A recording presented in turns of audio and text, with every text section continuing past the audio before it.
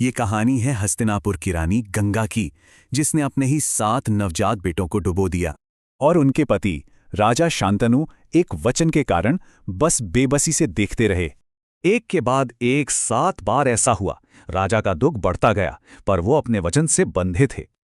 लेकिन 8वें बेटे के समय पिता का प्यार राजा के वचन पर भारी पड़ गया। उन्होंने गंगा को रोक ही लिया।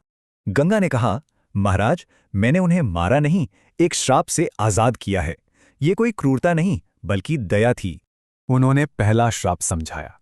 एक भूल की वजह से ब्रह्मा ने उन्हें स्वर्ग से धरती पर जन्म लेने का श्राप दिया था।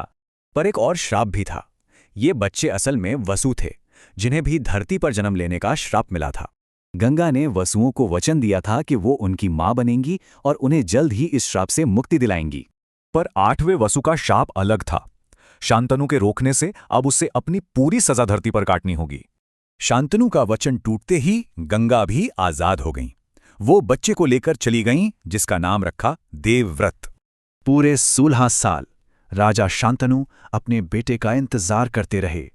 उनका राज्य एक उत्तराधिकारी के बिना सूना था।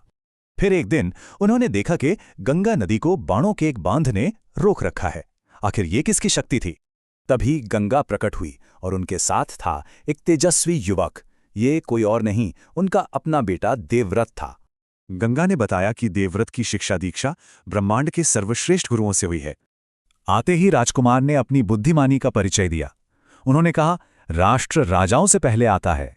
उन्होंने समझाया कि सच्ची महानता ज्ञान और कर्म, इन 2 पंखों से मिलती है। एक के बिना दूसरा अधूरा है। उनके अनुसार ज्ञान से विनम्रता आती है, विनम्रता से योग्यता और योग्यता से ही सुख मिलता है। उन्होंने सम्मान का क्रम भी बताया। गुरु से 10 गुना ऋषि और ऋषि से 1000 गुना अधिकार पिता का होता है। लेकिन इन सबसे ऊपर कौन? पिता से भी 10,000 गुना बड़ा हक मां का होता है। क्योंकि पुत्र कुपुत्र हो सकता है, लेकिन माता कभी कुमाता नहीं होती। वो तो धरती समान है। तो ऐसे कौशल और ज्ञान के साथ इस राजकुमार की क्या नियति होगी? यही थे भीष्म, महाभारत के एक महान पात्र।